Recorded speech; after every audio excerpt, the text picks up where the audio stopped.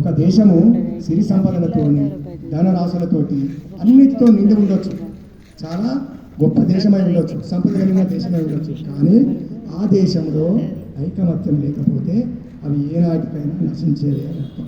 ఇదే విషయము ప్రత్యక్షంగా మన భారతదేశం విషయంలో జరిగింది. కాబట్టి డాక్టర్స్ చాలా ఆలోచన చేసి ఏం చేశారు, దేశానికి స్వాతంత్రం ఏదో ఒక రోజు సిద్ధిస్తుంది, కానీ వచ్చిన తర్వాత ఎన్ని రోజులు నిలబెట్టుకుంటాం? 5 ఏళ్ళకు పోవచ్చు, 10 ఏళ్ళకు పోవచ్చు, 20 ఏళ్ళకు పోవచ్చు, 30 ఏళ్ళకైనా పోవచ్చు. మరి దీన్ని పోగొట్టుకోకుండా ఉండాలంటే ఏం చేయాలి? డాక్టర్ కోర్సు చదివిన ఆయనకి బర్మాలో ఉద్యోగం వస్తే అక్కడ ఉన్నటువంటి రోగులకు సేవ చేసే అవకాశం వస్తుంది. ఆయన దాన్ని పక్కన పెట్టి చాలామంది ఉద్యోగ ఆఫర్స్ తీసుకొని వస్తారు ఆయన దగ్గరికి. ఆయన అంటారు కదా, రోగులకు చికిత్స చేయడానికి దేశంలో చాలామంది ఉన్నారు, కానీ దేశానికి సేవ చేసేవాళ్ళు లేరు. కాబట్టి నా జీవితాన్ని దేశానికి చికిత్స చేయడానికి అంకితం చేస్తాను.